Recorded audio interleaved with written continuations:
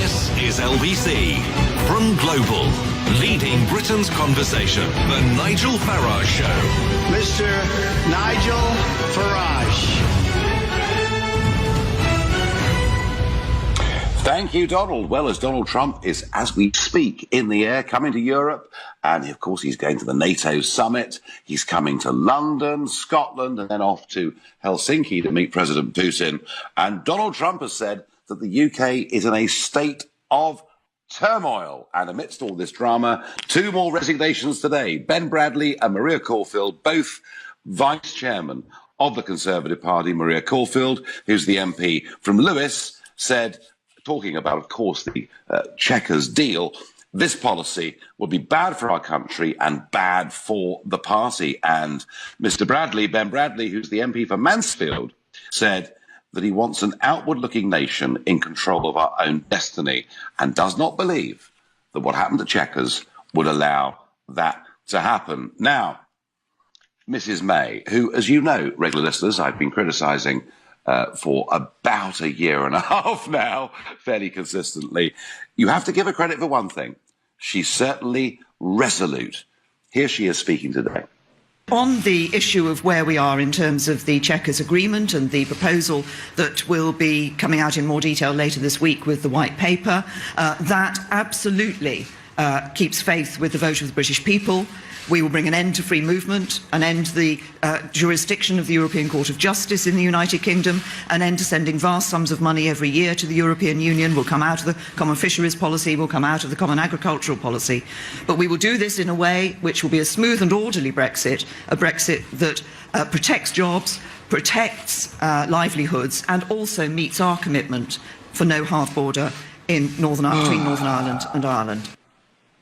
Dear, oh dear, oh dear. She still says we're leaving the common fisheries policy. We're taking back control of our borders. We won't be paying vast sums of money. Well, why do you agree to 39 billion then? I mean, the whole thing is beyond comprehension. Whether she believes this stuff herself or whether the civil service in the mornings wind her up at the back like a clock, I'm not entirely sure. However, I said a moment ago, and I'll repeat it, she is resolute in a crisis. She's a sticker, and she intends to stay. Now, we've had, of course, some very senior resignations, Boris Johnson, David Davis, and every day that goes by, more and more people with official positions in the Conservative Party resign because they're not happy with this deal. There is uproar in the country, and goodness me, even on this show, we've heard in the last 2 days. I mean, one man from Hampshire who rang on Sunday morning, who'd voted Conservative for 60 years, said he would not vote for them on the basis of this, frankly, abysmal betrayal. And yet, she has decided she will stay. She has said, even if the 48 letters go into the 1922 committee that trigger a vote of confidence in her, she will fight it. So, folks, you tell me, is it right for Theresa May to stay in this job in order to make sure we leave on March the 29th next year? And if you think, yes, a change of PM right now would be absolutely catastrophic, call me on 0345 6060 973. On the other hand, if you think, no, she is just the worst, as I've said, of course, worst Prime Minister we've seen in our lifetimes, a change is needed, then you can text me on 84850. Or maybe you think the real answer is to have another general election. Oh, no, not another one, I can hear Brenda from Bristol saying as we speak. But if that's how you feel, tweet using the hashtag Farage and LBC at LBC. And don't forget, you can follow us, you can comment. And please, please, please, if you're a Theresa May supporter, don't be afraid of coming on and telling me that I've got this completely and utterly wrong. 0345 6060 973. And we're going to go and speak to Paula, who is from the solid Tory heartland of Tunbridge Wells. Paula, good evening. Good evening, Nigel. I am incensed, mate. You're incensed? Right. Absolutely. This is not what I voted to leave, yeah? This is not what I voted for. This is not what I voted for at all. And as far as we are having to... I mean, why couldn't we have just... I know this... To me, politics, it's simple. We should have just left. And when they started saying, well, we want these many billions off you and that many billions off you, we should have just... I'm with you, Nigel. We should have said no. What would they have done, Nigel? Were they going to send the boys round? What are they going to do? Well, I don't think there's much prospect of a sort of German invasion or anything like that, Paul. I think we kind of moved on from there. You're quite right. What could they have done? What could they have done? I mean, they could. I mean, these people. What is wrong with us English people now?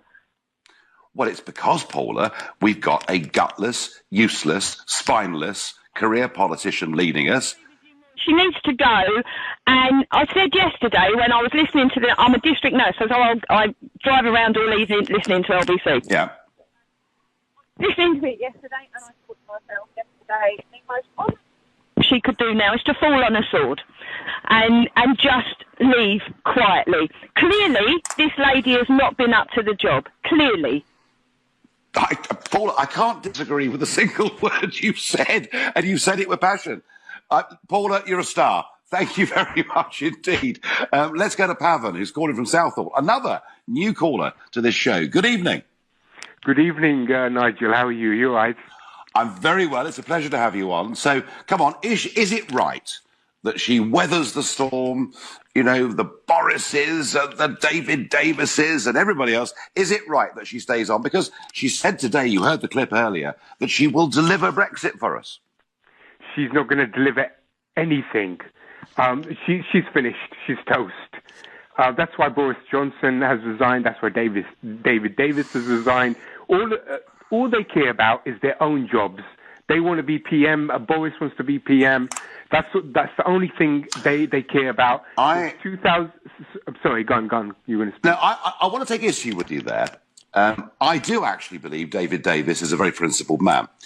What I heard today at Parvin earlier was that actually David Davis went to Chequers with a written-out Brexit plan, only to be told by the Prime Minister, well, that's very sweet of you, David, but actually a couple of our backroom civil servants have prepared an alternative, and that was what was then presented to the Cabinet. So you could say that out of embarrassment, David Davis didn't have much choice, but I do believe that the Davis resignation was very principled. Do you know something? Not all politicians are complete rotters. I agree with you. David Davis is principled, but you can't tell me Boris Johnson is principled. He has no principles. Theresa May has no principles. Look what's happened since 2010. All the cuts they've done to public services, the disabled, the students, cutting down the fire brigade, police cuts. They don't care about anything. They only care about themselves. And now the chickens have come home to roost. They're all backstabbing each other, and this is going to trigger an election, and we're going to get Corbyn. We're going to have an election, and Corbyn will win, and we'll have a Labour government. But Theresa May is finished. Well, you may be right, but your analysis that Theresa May is finished is not one that is being shared at the moment by the mainstream media. They seem to think that somehow she'll continue, she'll linger on. But you know what? I'm with you. I agree with you, Parvin. I think she is toast. She'll be gone. Whether she lasts 2 weeks or 2 months, I can't tell you. But I think the game has changed. Thank you very much indeed for your call. Bob in Peterborough says the problem isn't just Mrs May. The 630 people in Parliament are neither democratic nor patriotic. Who would you replace her with, and what would they do differently? Well, Bob, I'll tell you what. If Boris Johnson, having made this resignation, and whether it's through principle or whether it's through licking his finger and feeling where the wind is, either way, if Boris wants to be PM, what he now has to do is to seize the initiative. He now has to present an alternative Brexit plan to the one that was put up by Mrs May in Chequers. And you know something? If he does it, I think she'll be gone even more quickly than anybody can believe. And when that happens, I will, on this radio show, shout hooray very, very loudly indeed. You're listening to the Nigel Farage Show, exclusive at LBC. It's now 7:15. Well, they're resigning in their droves, but Mrs May is not going. The trenches are being dug in 10 Downing Street, the barbed wire put in place. Mrs May says she is going absolutely nowhere. And I'm asking you, is it right that she stays on in the job to deliver Brexit? What kind of Brexit? Meanwhile, somewhere across the Atlantic as we speak is Air Force One with President Trump on it. He's going, of course, first to the NATO summit. And he is in, I think, what could be described as a combative mood. He's had enough of America, paying the lion's share of NATO, 29 members of NATO, and only half a dozen of them paying the 2% that the rules of the club require. And I wonder what will come out of this tomorrow.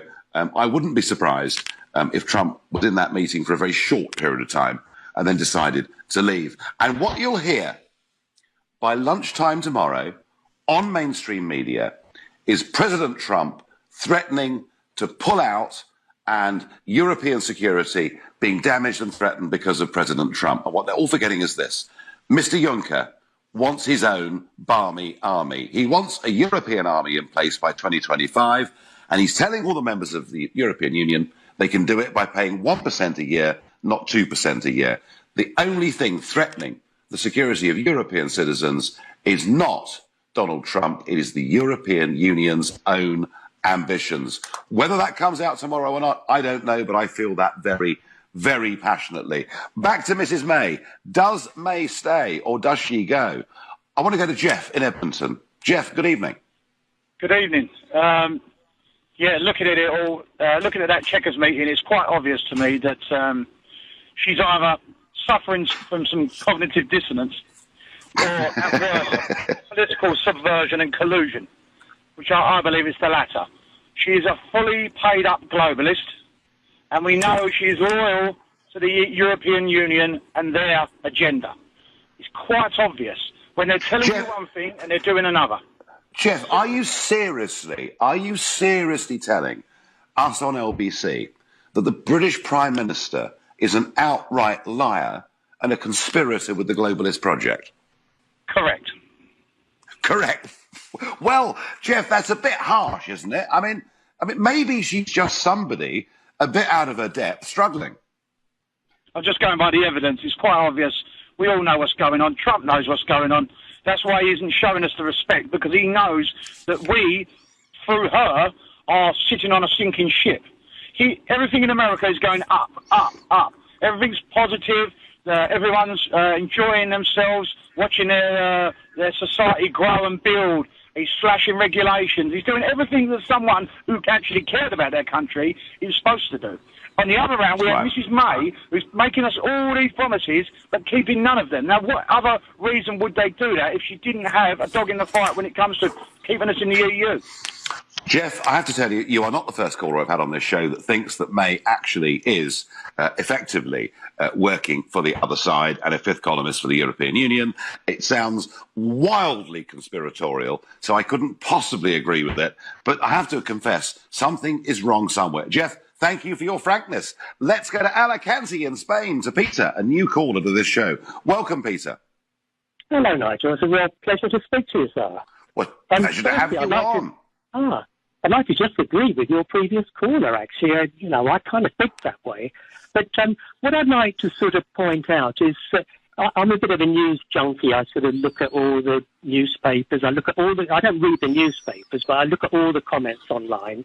And just about, I would say, at least 95% of people saying, I will never vote Conservative again. The real problem that I think May has got, I don't think she's in touch at all. But Tory High Command, at the end of the day, they are there to win elections. It's all well and good to sort of have all these fine ideas. They're going to do this, they're going to do that. But you've got to win elections unless they get rid of them.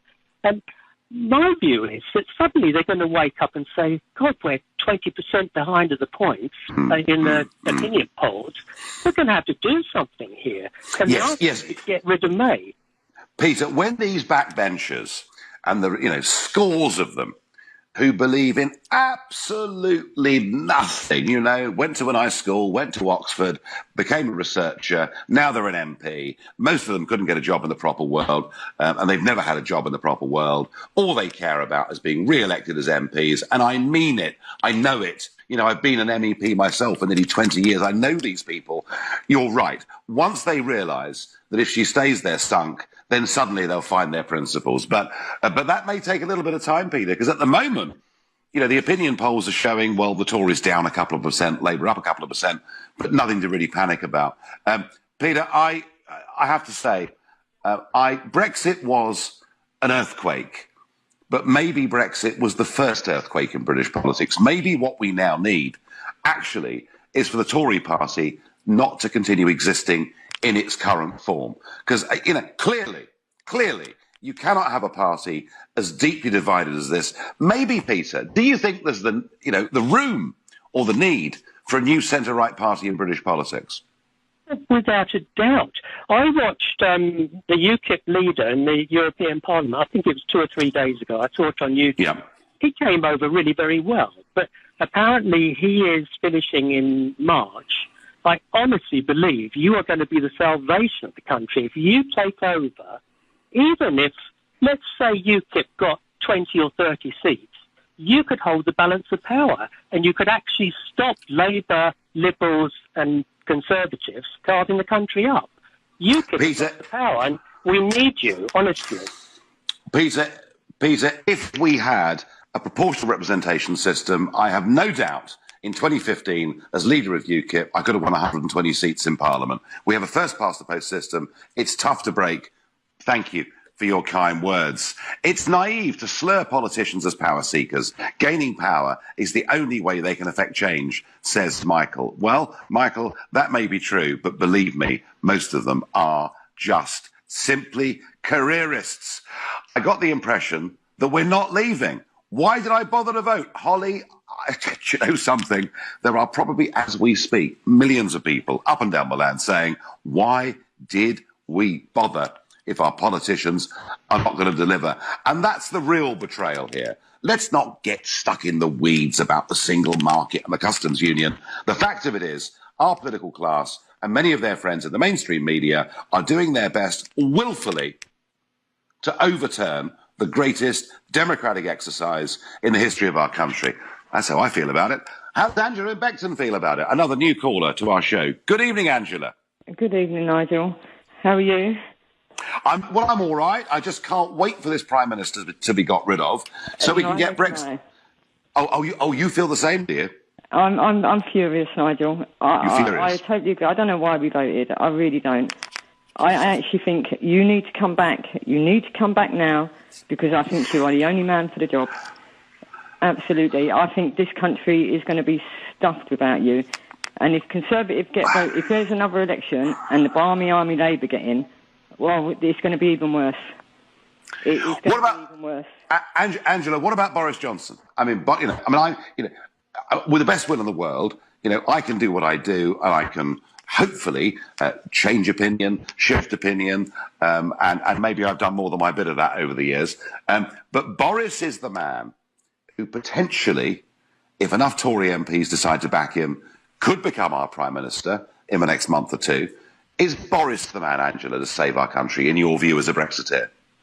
Hopefully. I could never understand why it wasn't Boris Johnson and not Theresa May in the first place. I just don't think she should ever have been Prime Minister. And it should never have been a Remainer as Prime Minister. Absolutely not. The one I like the most, to be quite honest, is Jacob. I really do like Jacob. I would like to see him first, if not Boris. But to be quite honest, I think you're the man for the job. I really do. But Angela, man or Jacob, any one of you two. But I think you need to come back because I think you're our only hope. I really do. Do you really? This is a nightmare. It is not good, Angela. Well, look, I laid my position out last night on this show, adding to what I'd said on the previous Thursday. You know where I stand, Angela. I am not a career politician. I was a businessman. I got involved in politics because I completely lost confidence in my party, which was the Conservative Party. I couldn't see who had the guts to stand up and do the right thing. If I have to do it again, Angela, I will do it, I promise you. But I'm hoping I won't need to. I'm hoping the Conservative Party come to their collective senses, get rid of this appalling Prime Minister and put somebody in that actually believes in Brexit. Angela, you're a star. Thank you very much indeed for calling. I get on Twitter. As a lifetime Tory voter and Tory member, I wrote to my local MP on Monday to communicate my disappointment and disgust with the proposed Chequers Accord. I will not support the Tories whilst they remain on this course. Anonymous. On Twitter, she should resign. She is finished. Exclamation marks all over the place, Chris. Chris, I agree with you. It's only a matter of time. how the rest of the Tory party, how so much of the mainstream media cannot see what is so blindingly obvious, I do not know. And a helpful suggestion here by SMS, why not have a general election? No one got a majority in the last one. Well, yeah, fine. What if no one got a majority in this one? Would that take us any further forward? I'm not sure it would. Let's go to Steve in Manchester and see what he thinks. Steve, good evening. Good evening, Nigel. Hi. I'm absolutely fuming. Fuming? The number of... Go on. Okay, carry on. I am fuming. I've made an appointment, actually, this Friday to go and see Mary Robinson, the MP for my constituency in Stockport, Cheadle. Yeah. I'm going to see her and vent my views to her. I'm going to ask her if she'll write a letter as well to Mrs May. One of the 48 votes, with a bit of luck, voted no confidence. And no, I do believe, I've done my research, I think she's voted Remain, Mrs Robinson. But no, not happy at all. I don't know where this has come from, but, you know, like when Boris resigned and when David Davis resigned, I think it might be the media here, but they're making out like that these are the trouble causers, these are the, you know, these are... Oh my God. No, but this, Steve, is what the BBC are doing. What the BBC are doing is they are recasting this whole debate. Anyone that believes in leaving the customs union of a single market is now described as a Brexit hardliner. They've shifted the whole debate, and you're quite right. David Davis and Boris are presented as troublemakers, aren't they? And what really got me was Lord Malloch Brown, you know, formerly of the Foreign Office, who have done their best to portray us for decades, really. And, you know, in the pay of George Soros, part of that campaign that wants to stop us from leaving, Lord Malloch Brown thought the Chequers Accord was a good deal. Doesn't that tell us, Steve, all we need to know? I smell that money of is it Soros then? Soros. George Soros, George Soros, who is not talked about enough, Steve, because this is a guy who, through his organisation called Open Society, backs political campaigns all across the Western world. And, you know, if a political campaign has 5 or 10 million, that's quite a lot. If one has 15 million in America, that's kind of huge. George Soros' Open Society has so far spent $15 billion pushing their views, and when he dies, he's bequeathing them a further $18 billion. This is a political organisation bigger in economic terms than most countries in the world. Steve, I thank you. You're listening to the Nigel Farage Show, exclusive in LBC. It's now 7:30.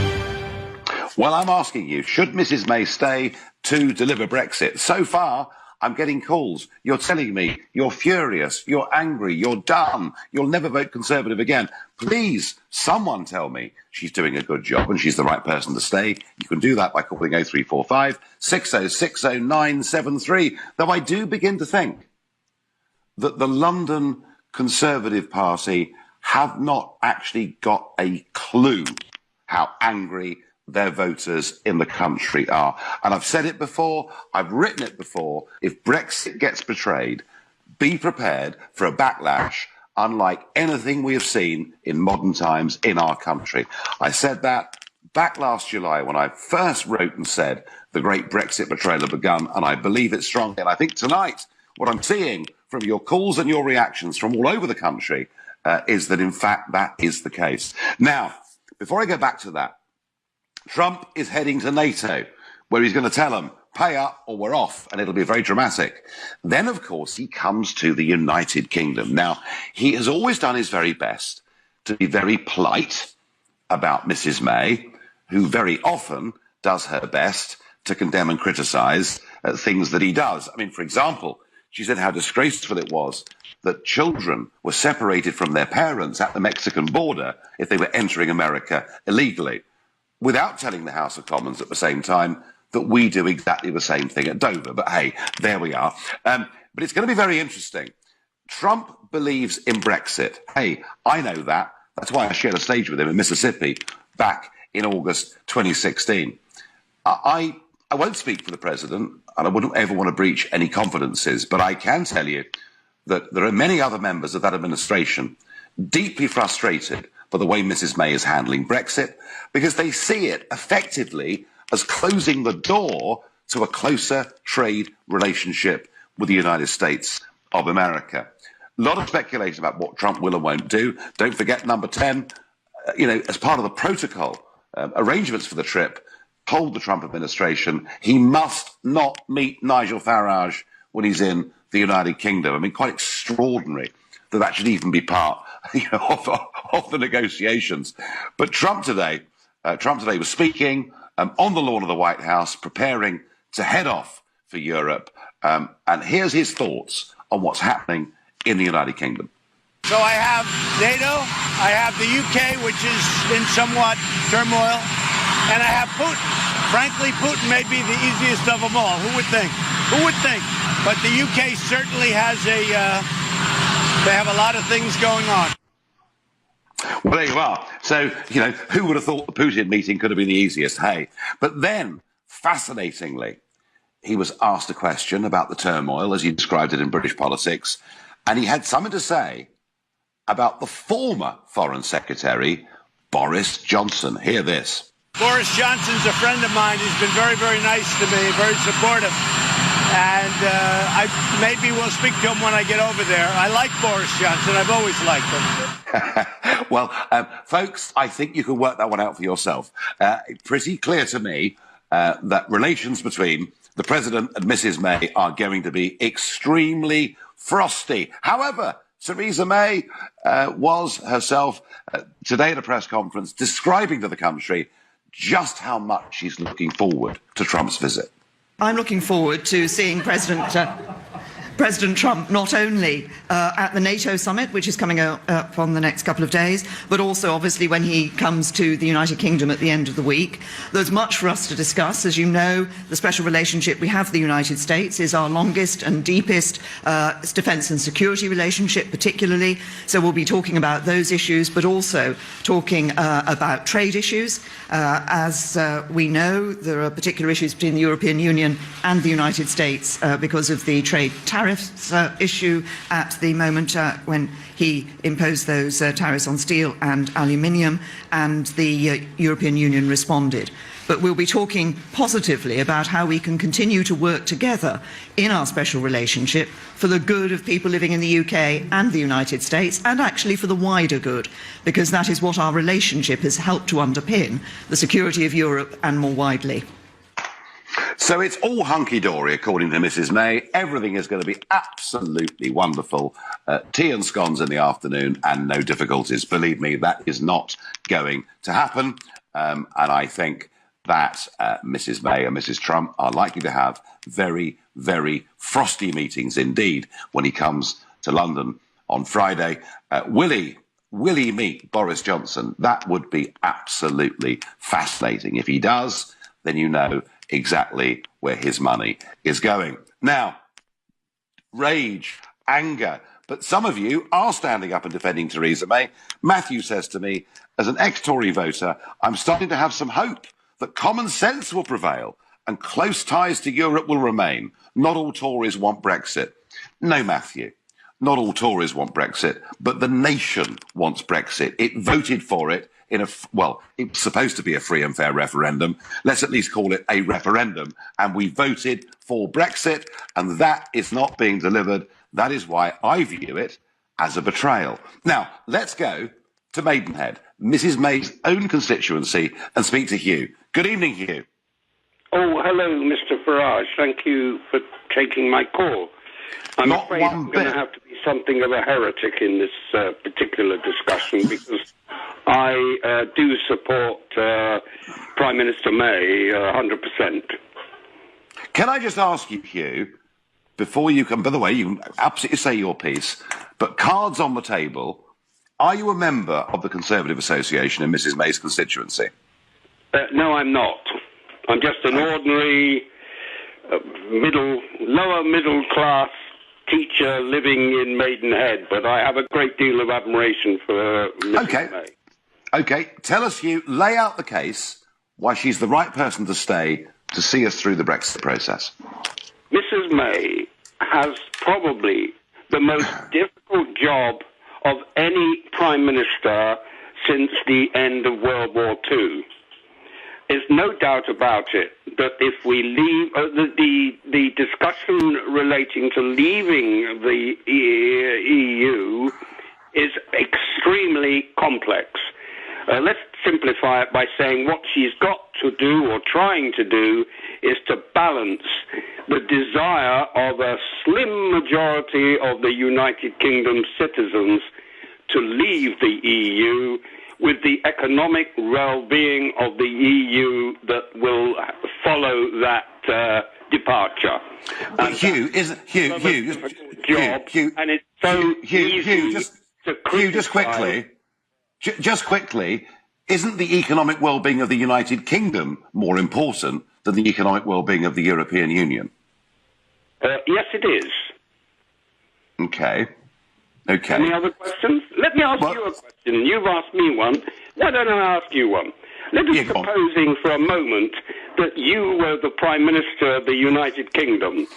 Yep. What kind of deal, try and simplify it, would you try and negotiate? Well, Hugh, the most important thing with this negotiation is that you hold trust and faith with the British people, not just for what they did in a referendum, but if I was Mrs. May and representing you, even more importantly, for the repeated promises I made from the Lancaster House speech onwards and through a general election manifesto. She said 21 times, Hugh, 21 times in public, we are leaving the customs union, all right? Until Chequers on Friday. And we're now staying in a customs union for goods. Hugh, that isn't good enough. Suppose she feels that we need to remain within the customs union. What logical reason would you... No, Hugh, we had... I'm sorry, we voted for this. She told us she endorsed this. She asked us to vote on it in a general election. And now, showing her true colours, she does what her big business supporters tells her to. It's not good enough, Hugh. No, she's not telling her... she's not doing what her supporters are telling her to do. She's trying to avoid the criticism which is coming from the whole damn world. Well, I can assure you there is no criticism of Brexit coming from President Trump whatsoever. And these same companies, Hugh, that threaten us and tell us terrible things will happen were the same people who told us if we didn't join the euro, the City of London would close down and the whole thing would be a catastrophe. You know, anybody in politics, particularly a Prime Minister, is going to get lobbied from all sides. Hugh, Frank, let me be honest with you. You know, I think she's behaving in a completely duplicitous manner. That's how I feel. You haven't answered my question. What would you do if you were in Mrs. May's position? That's all I want you to tell me. Taken back control of our borders, not paid 40 billion quid, not allowed the European Court of Justice to have any say over our country, not even to have had a transition period, because Article 50 was the 2-year period in which all of this could have been sorted out. And you know what? If a couple of big businesses like Airbus, funded by the European taxpayer, moaned about it, so bloomin' what? Apart from taking so-called control of our borders, how would you ensure that we had a good economic future were we not a member of the European Union, sir? 85% of the global economy is outside the failing Eurozone. It is overregulated. It is bureaucratic. It doesn't work. Yes, sure, 38 to 40% of our overseas business is done with that declining market. But, Hugh, there is a great big world out there. And let me just tell you this. Our referendum wasn't about whether an economic forecaster thinks we might be better off or worse off. It was about reclaiming our independence. And you know something? There is no price on that. Hugh, I thank you very much indeed for putting the other side of the argument. You're listening to The Nigel Farage Show, exclusively on LBC. It's 7:45. Despite the criticism, the resignations, none of it matters. Theresa May is digging in. She's the one that will deliver Brexit. Is it right that May should stay is the question I'm asking you to answer tonight. So far, most of you have said you don't think she should stay. But hey, the lines are open. I'll take any point of view. Now, this afternoon, to commemorate 100 years of the Royal Air Force, there was a service in Westminster Abbey, and then 70,000 people gathered in the Mall. This is what they heard.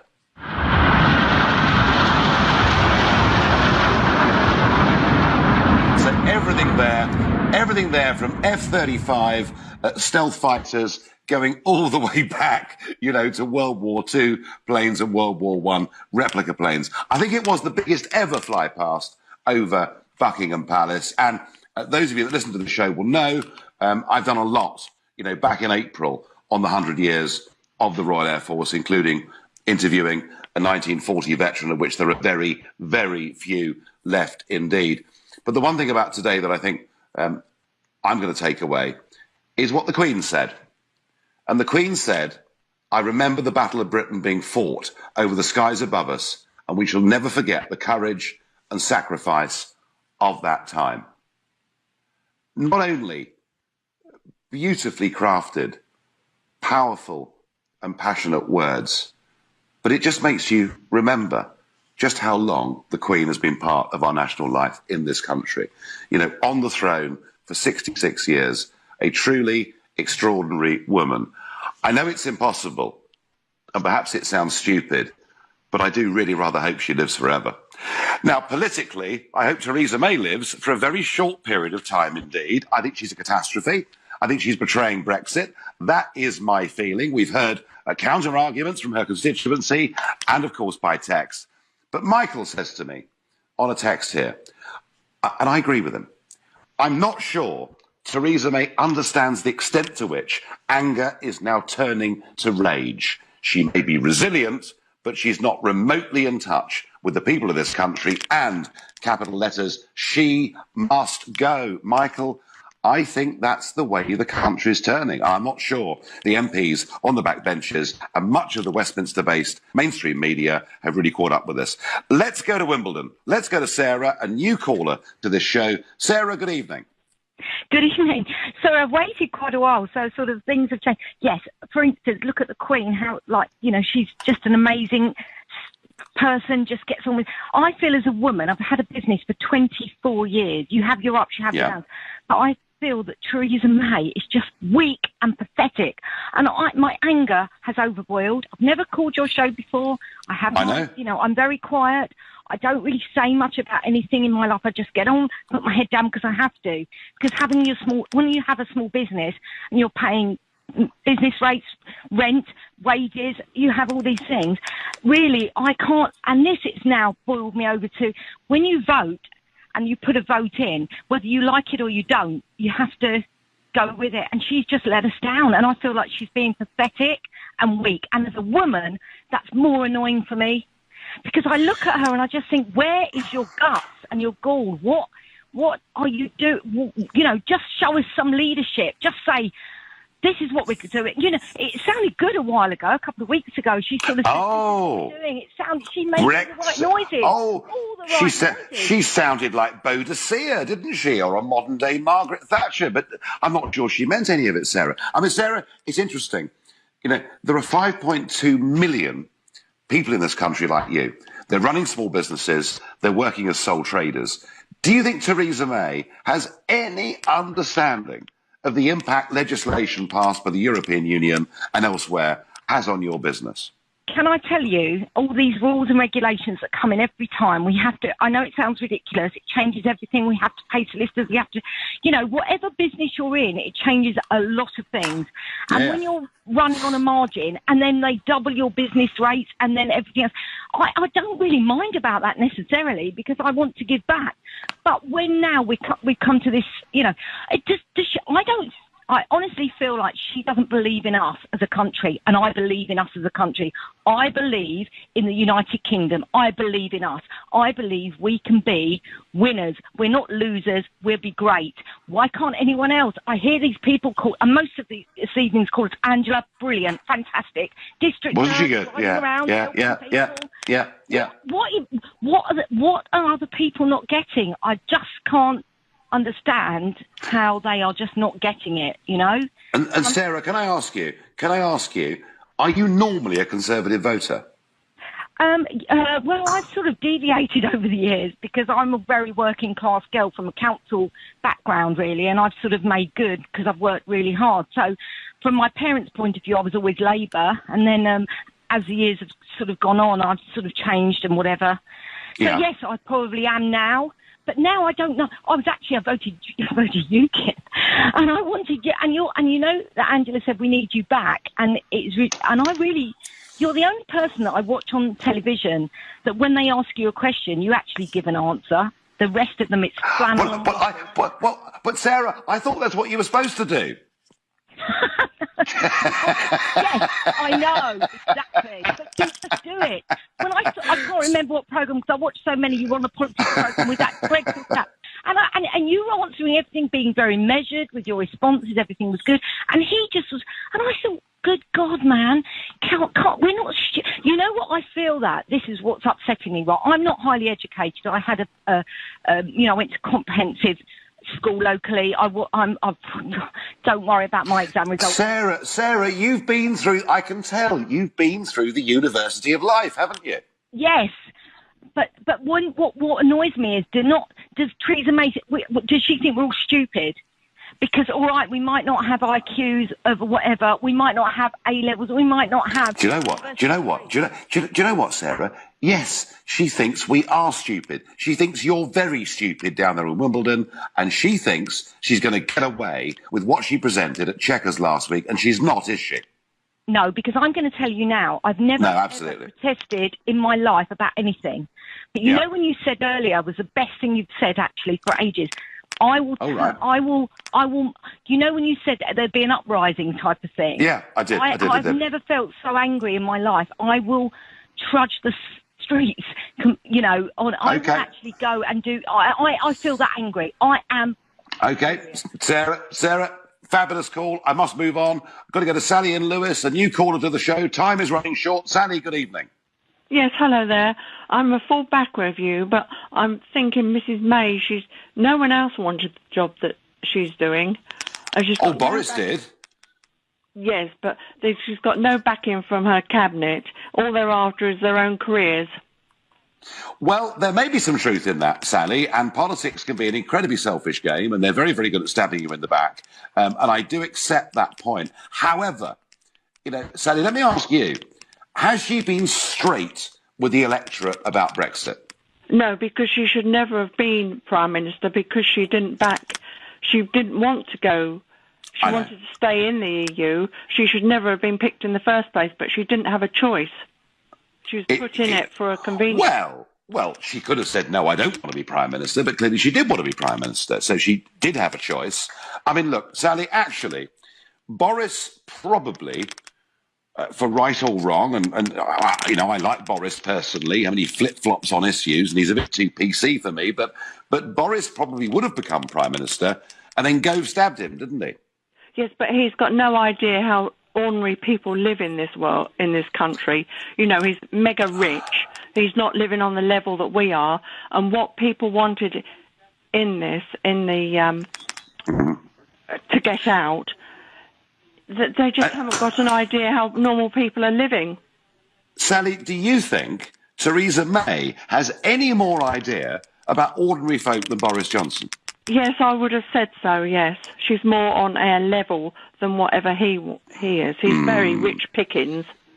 Well, I wouldn't be quite so sure about that. So, Sally, on balance, do you think on balance... And I understand your criticism of all the backstabbers in politics. On balance, do you think she should stay as Prime Minister? Yes, I do, because there's no one else to step in. And if she goes, there'd be a referendum, and then we get someone in that we don't want.